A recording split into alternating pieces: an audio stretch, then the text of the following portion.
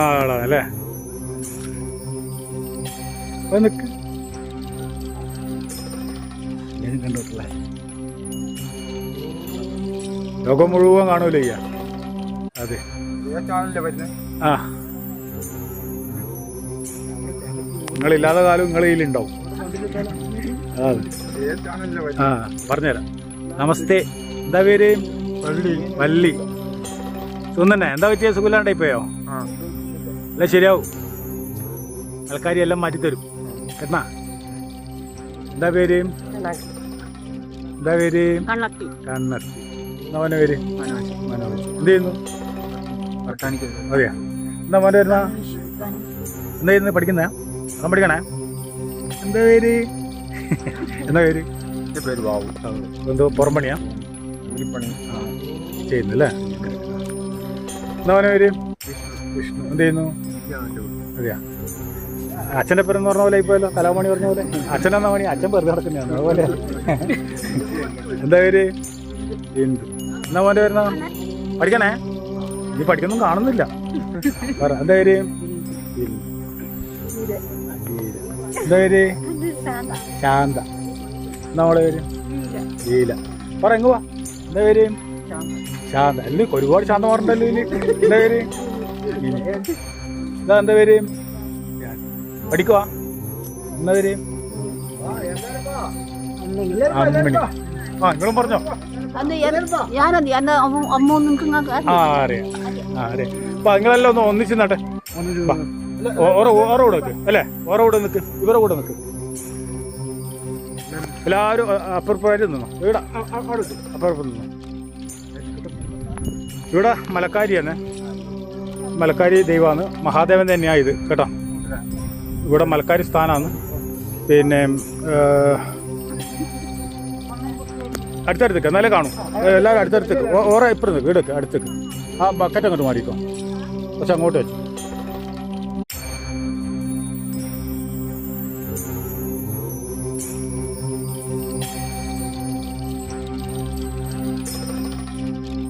നിങ്ങൾ എന്നാ പറയും? ഞാൻ പറയുന്നത് വിജയിലാവും. പിന്നെ എവിടെയാ വീട്? ഇതിൻ്റെ അപ്പുറം അല്ലേ. അധികാലം മുതലേ ഇവിടെ ഉണ്ട് അല്ലേ. എന്താണ് ഇവിടുത്തെ അനുഭവം നിങ്ങൾക്ക്? ഇവിടുത്തെ അനുഭവം എന്ന് വെച്ചാൽ ആദ്യം ഒരു വെറും തറയുണ്ടായിരുന്നു. ഒരു തറയും അതിൻ്റെ ചുറ്റും കുറച്ച് കല്ലുകളും ഉണ്ടായിട്ടുണ്ടോ. പിന്നീടാണ് ഇവിടെ വെച്ചിട്ട് പിന്നെ കാവിലേക്കുള്ള അടിയാറിയും കാര്യങ്ങളും ചെയ്തു. അതിനുശേഷം ഗവൺമെന്റ് വന്നതിന് ശേഷം പിന്നെ ഇത് ക്ഷേത്രമായി. അന്നേരമല്ല, അതിന് മുമ്പ് ഇവരെ കൂട്ടത്തിലുള്ള ഒരു കേരളത്തിലുണ്ടായ ഒരാള്, അയാള് ഇവിടെ അമ്പലം വെച്ചിട്ട് ആ അമ്പലത്തിൽ ഞങ്ങളെല്ലാവരും പിന്നെ തൊഴിലും അവിടെ നിന്നാണ് താരം കൊണ്ടത്. പിന്നീട് ഈ ബഹുമാനൊക്കെ വന്ന അവിടെ ഒരു അമ്മായിയും, അവരുടെ ബഹുമാൻ്റെ അമ്മായിയമ്മയും, ആ അമ്മായിയമ്മയാണ് ഇവിടെ ആദ്യമായിട്ട് ഓരോ വിളക്കും തീയൊക്കെ കത്തിക്കുന്നത്. പിന്നെ അവര് ചെയ്തുകൊണ്ടിരുന്നപ്പോൾ ഇപ്പോൾ കുറേ കാലമായിട്ട് ഈ ബഹുമാനാണ് ചെയ്തുകൊണ്ടിരിക്കുന്നത് അല്ലേ. ഒത്തിരി പേർക്ക് ഒരുപാട് അനുഭവങ്ങളും ഒരുപാട് ഇതും ഉണ്ടല്ലേ. പിന്നെ ഒരുപാട് അനുഭവങ്ങൾ. അതെ അതെ. വീണ്ടും നമ്മളിവിടെ വരാനൊരു കാരണം എന്താണെന്ന് വെച്ച് കഴിഞ്ഞാൽ ബാബുവേട്ടൻ്റെ ആ സ്നേഹവും പെരുമാറ്റവും കൊണ്ട് മാത്രം. കാരണം വരുന്ന കൂട്ടം നമ്മൾ അതെ അതുകൊണ്ടാണ്. കാരണം വെച്ചാൽ ബാബുവേട്ടൻ ഒരു സ്വാർത്ഥ ചിന്താഗതിക്കാരനോ അല്ലെങ്കിൽ ഒരു കച്ചവടക്കാരനായെങ്കിൽ ഒരിക്കലും അങ്ങനെ ആയാലും വരില്ല. പക്ഷെ ഇതെന്ന് വെച്ചാൽ എല്ലാം ഭഗവതിക്കുവാണെന്ന് എല്ലാ സാധനം രാവിലെ വരുമ്പോൾ കെട്ടിപ്പേറി വരുക. അതെ, ഭഗവതി തന്നെ കൂട്ടിക്കൊണ്ട് തന്നെയാണ്, അല്ലാതെ ഇങ്ങനത്തെ ആരും നമുക്ക് കിട്ടൂല. കാരണം അങ്ങനെ പോയി കഴിഞ്ഞാൽ ഓരോ കൈമിൽ നിന്ന് പൈസ ചിലവായ കണക്കൂട്ടിട്ടെങ്കിൽ വലിയ ലക്ഷക്കണക്കിന് ഓരോ കൈമിൽ നിന്ന് ചിലവായി. അതൊന്നും ഒരാടെ എണ്ണം പറഞ്ഞിട്ടില്ല. നമ്മൾ ചെയ്തു കൊടുക്കുന്നവർക്ക് അവർക്ക് നല്ലൊരു വിശ്വാസമുണ്ട്. അതെ അതെ. ആ വിശ്വാസത്തോടെ കൂടെ അവര് ഇവിടെ വരികയും കാര്യങ്ങൾ ചെയ്യുകയും എല്ലാം ചെയ്തു പോകുന്നുണ്ട്. അപ്പം നിങ്ങളെ പേര് പറയും? എൻ്റെ പേര് കുഞ്ഞിരാമൻ. ഇവിടെ തന്നെയാ വീട് അല്ലേ? ഞാൻ പേര് പേരിയ. പിന്നെ നമ്മളെ ഇവരോടത്തു രാമാട്ടനടുത്തു എങ്ങനെ നിങ്ങൾ വഴിപാട് പറഞ്ഞിട്ടുണ്ടെങ്കിൽ അത് തീർച്ചയായിട്ടും അത് സാധിച്ചു കിട്ടും അല്ലേ. അപ്പം അതാ കുഞ്ഞുങ്ങള് ഇവിടെ ഉണ്ടായി അവിടുന്ന് അല്ലേ. നാഗത്തിൻ്റെ അടുത്ത് പോയപ്പോൾ തന്നെ നമുക്ക് മണ്ണാർശാലയെല്ലാം പോയ ഒരു ഫീലാന്ന് അനുഭവപ്പെട്ടു. അപ്പോൾ പാമ്പേമ കാട്ടിയിലത്തെല്ലാം പോയാൽ നമുക്ക് എങ്ങനെ കിട്ടുന്ന അതുപോലെ ഒരു നല്ലൊരു ധന്യ. ആ പേര് പറഞ്ഞു ധന്യ. പിന്നെ ഈ ധന്യക്കെന്ന് ഇത്ര മടി? എന്താ പേര്? തങ്കമ്മ. പിന്നെ ഇവിടെ കുറേ വരാൻ തുടങ്ങിയിട്ട് ഇത് ഉണ്ടാകുന്നവർക്ക് ആദ്യം തൊട്ടേ ഞാൻ ഉണ്ടല്ലേ? അതീവ പോസിറ്റീവ് എനർജിയുള്ള സ്ഥലമല്ലേ? അത്ര ശക്തിയുള്ള സ്ഥലമല്ലേ? പിന്നെ എത്രയോ പേർക്ക് സങ്കട നിർവൃതി പറ്റിയ സ്ഥലമാണ് കേട്ടത്. ഇത് പിന്നെ എന്തൊരാവശ്യങ്ങൾ ദേവിയോട് മനോവേദനപ്പെട്ട് ചോദിച്ചിട്ടുണ്ടെങ്കിൽ ആ കാര്യം സാധിച്ചു കൊടുക്കും. പിന്നെ മക്കളില്ലാത്തവർക്ക് വന്ന് ഉരുളിയോ കുത്തി ഇതെല്ലാം ആയാൽ സാധിച്ചു കൊടുത്തു. അത് ഞാൻ കേട്ടിട്ടില്ല. കുട്ടീനെ കൊണ്ട് അന്ന് കുട്ടിയും കൊണ്ട് ആൾക്കാർ വന്നിട്ട് ഞാൻ കണ്ടിട്ടുണ്ടായിരുന്നു. അവർ പറഞ്ഞു ഇവിടെ വന്ന് കുറേ സ്ഥലത്ത് പോയി പലതും ഇതായിട്ട് ആവായിട്ട് അവസാനം ഇവിടെ വന്ന് പ്രാർത്ഥിച്ച ഷായെന്ന് അവർ പറഞ്ഞിട്ടുണ്ടായിരുന്നു. കഴിഞ്ഞ വീഡിയോയിലുണ്ട്. പിന്നെ ഒരു ഭാര്യയും ഭർത്താവും. പിന്നെ അതുപോലെ കല്യാണമാവാതെ കുട്ടികൾക്ക് കല്യാണം. പിന്നെ നാഗത്തിൻ്റെ പോയി പ്രാർത്ഥിച്ചു കഴിഞ്ഞാൽ പിന്നെ ഏത് രോഗമായാലും അത് ശമിക്കുന്നു എന്ന് പറഞ്ഞു കേട്ടിട്ടുണ്ട്. ഞാൻ ഇവിടെ ചെയ്യുന്ന പൂജാരിൻ്റെ ഒരു പ്രത്യേകതയും കൂടിയത് അദ്ദേഹം ആത്മാർത്ഥമായിട്ട് ഇവിടെ സത്യസന്ധമായി ചെയ്യുന്നതുകൊണ്ടാണ്. ചിലവിടെ ഒരു കാട്ടിക്കൂട്ടി ഒപ്പിക്കല. ഇത് അങ്ങനെയൊന്നുമില്ല. ഇവർ സ്വന്തം മക്കൾക്ക് എങ്ങനെയാണോ ഭക്ഷണം ഭാര്യ കൊടുക്കുന്നത് അതുപോലെയാണ് അമ്മേനെ കൊണ്ടു കിടക്കുന്നത്. നമ്മളെ പോലെ തന്നെ ഇവിടെ ശാന്തി ചെയ്യുന്ന അതെ, ആത്മാർത്ഥത്തോടെ ചെയ്യുന്ന അതെ, അത് നമുക്കറിയാം. എന്ന് വെച്ച് കഴിഞ്ഞാൽ അതുകൊണ്ടാണ് നമ്മൾ ഒരാളൊരു ആദ്യം വാക്ക് തന്നെ അവർ എന്താണെന്ന് നല്ലതാണെന്ന് മോശം മനസ്സിലാവും. ഇവിടുത്തെ ആൾ എന്ന് വെച്ചാൽ നമ്മൾ പല സ്ഥലത്തും 2 സ്ഥലത്ത് കണ്ടു. 2 സ്ഥലത്തും ചുണ്ടക്കുന്നും കണ്ടു, ഇവിടെയും കണ്ടു. അത് നല്ല ആ ഒരു സ്നേഹം കൊണ്ടാണ് നമുക്ക് വീണ്ടും വീണ്ടും അവരെ കാണണം തോന്നുന്നത്. ദൂര സ്ഥലത്തു നിന്നൊക്കെ ആൾക്കാർ വന്ന് അവരെ കാര്യങ്ങളെല്ലാം സാധിപ്പിച്ചു കൊടുക്കുന്നുണ്ട്. ദേവി എല്ലാവിധ അനുഗ്രഹങ്ങളും അവർക്ക് നൽകുന്നുണ്ട് അല്ലേ? എന്നാ നല്ല നമസ്കാരം. ഒരു കൂടി പേര് പറയും. തങ്കമ്മ. ഏതായാലും ദേവീൻ്റെ അടുത്ത് സേവനം ചെയ്യാൻ നിങ്ങൾക്ക് കിട്ടിയ ഭാഗ്യം കളയാതെ സൂക്ഷിക്കുക കേട്ടാ. എവിടെ ഇതിൻ്റെ അടുത്ത് തന്നെയാണോ വീട്? സ്കൂളിൻ്റെ അടുത്തായിട്ട് വരും അല്ലേ? നല്ല നമസ്കാരം. ഏതെല്ലാം ഇവിടെ നടവർക്കല്? ഞായറാഴ്ച, ചൊവ്വാഴ്ച, വെള്ളിയാഴ്ച. പിന്നെ ആയില്യത്തിന് അല്ലേ? പിന്നെ മലയാള മാസം 1-ാം തീയതി. എല്ലാ ദിവസവും ഈ വരുന്ന ദിവസമെല്ലാം അന്നദാനവും ഉണ്ട് അല്ലേ? അന്നദാനം വരുന്നവർക്ക് 10 മണിക്കും ഉച്ചയ്ക്കും അന്നദാനവും ഉണ്ടാവും അല്ലേ? എത്ര മണിക്ക് രാവിലെ നട തുറക്കുക? 7 മണിയാകുമ്പോൾ തുറക്കും. പിന്നെ എത്ര മണിക്ക് അടക്കാത്? 12:30. നാഗത്തിന്റെ വല്ല പായസമൊന്നും ഉണ്ടെങ്കിൽ 2 മണിയാവും. ഇല്ലെങ്കിൽ 1 മണിയാകുമ്പോൾ തീരും അല്ലേ? ക്ഷേത്രത്തിൽ നിങ്ങൾ വഴിപാടോ കാര്യങ്ങളോ ചെയ്യുന്നുണ്ടെങ്കിൽ ഇനി അഥവാ ഇനി ക്ഷേത്രത്തിന് നമ്മൾ അന്നദാനശാലക്ക് വേണ്ടിയിട്ട് ഒരു ശ്രമം നടത്തുന്നുണ്ട്.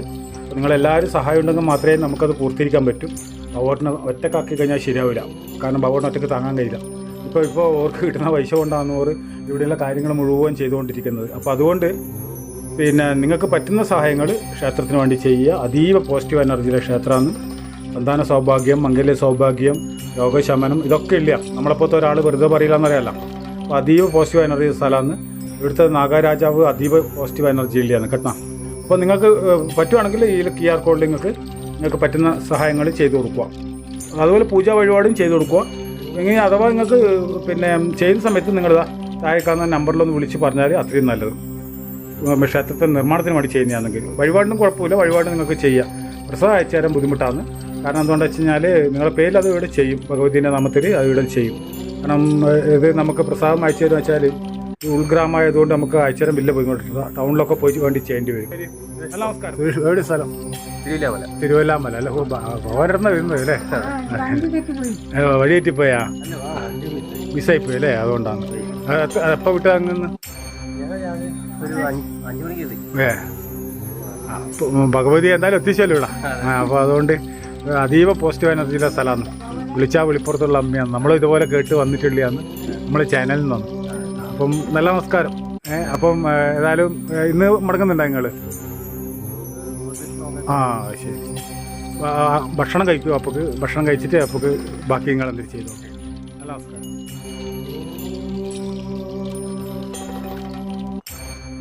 ഇല്ല, കൊടും കാട്ടിൻ്റെ ഉള്ളിലാണല്ലോ കേട്ടോ നമ്മൾ. കണ്ടാ?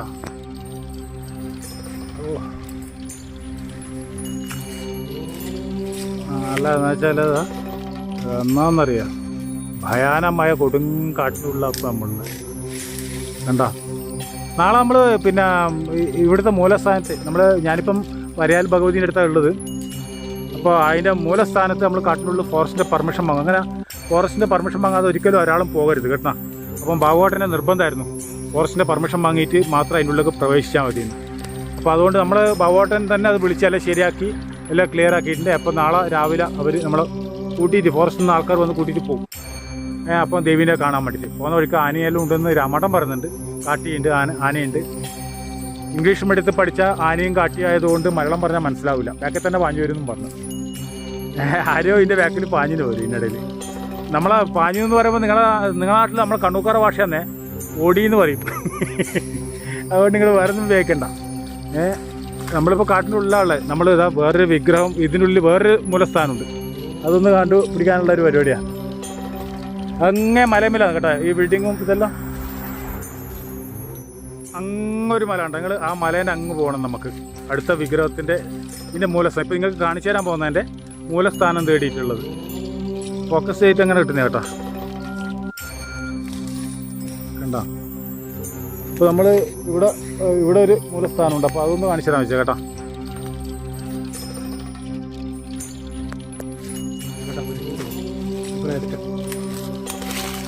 ഇത് രാമൻ ചെട്ടിയാർ. ഇതാണ് നമ്മുടെ ദേവീൻ്റെ അല്ലേ? എന്നാ പോകട്ടെ, എന്ത് ദേവി ഇത്? തൈതാർ അല്ലേ? തൈന്താൽ ഭഗവതി എന്നാ പേര് കേട്ടോ. തൈന്താൽ ഭഗവതി. ഇത് ഈ ദേവി ഇവിടെ ഉള്ളതല്ല, തൊട്ടപ്പുറത്തെ മലയമേലുള്ളതാണ്.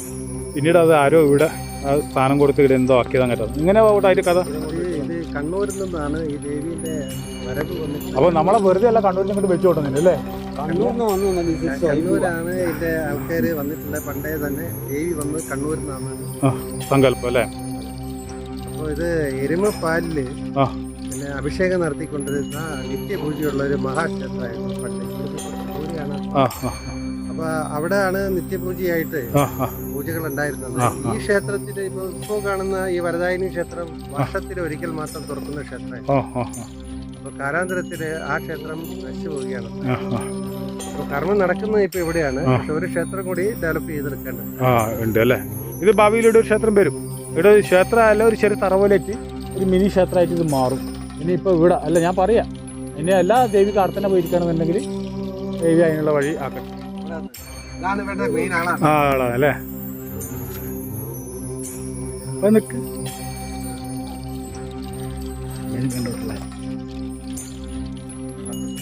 ലോകം മുഴുവൻ കാണൂലേ? അതെ. ആ, നിങ്ങളില്ലാത്ത കാലം നിങ്ങൾ ഇതിലുണ്ടാവും. അതെ. ആ, പറഞ്ഞുതരാം. നമസ്തേ. എന്താ പേര്? വള്ളി. തോന്നന്നെ എന്താ പറ്റിയ? സുഖമില്ലാണ്ടായിപ്പോയോ? അല്ല ശരിയാവും, ആൾക്കാർ എല്ലാം മാറ്റിത്തരും കേട്ടാ. എന്താ പേര്? എന്താ പേര്? കണ്ണത്തി. എന്താ മോനെ പേര്? എന്ത് ചെയ്യുന്നു? അതെയാ. എന്താ മോനെ വരുന്ന? എന്താ ചെയ്യുന്നത്? പഠിക്കുന്ന? അവൻ പഠിക്കണേ? എന്താ പേര്? എന്താ പേര്? എൻ്റെ പേര് ബാബു. എന്തോ പുറംപണിയാ? കൂലിപ്പണി ചെയ്യുന്നല്ലേ? എന്താ മോനെ പേര്? വിഷ്ണു. എന്ത് ചെയ്യുന്നു? അതെയാ. അച്ഛൻ്റെ പേരെന്ന് പറഞ്ഞ പോലെ ഇപ്പോഴല്ലോ, കലാമണി പറഞ്ഞ പോലെ. അച്ഛനെന്നാ മണി? അച്ഛൻ വെറുതെ നടക്കുന്നതാണ് അതുപോലെ. എന്താ പേര്? ബിന്ദു. എന്നാ മോൻ്റെ വരുന്ന? പഠിക്കണേ? നീ പഠിക്കൊന്നും കാണുന്നില്ല. എന്താ പേര്?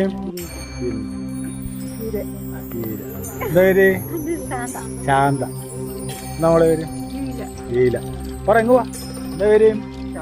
ശാന്ത. അല്ലേ ഒരുപാട് ശാന്തമാരുണ്ടല്ലോ ഇതില്. എന്താ പേര്? എന്താ പേര്? പഠിക്കുവാ? എന്താ പേര്? അമ്മിണി.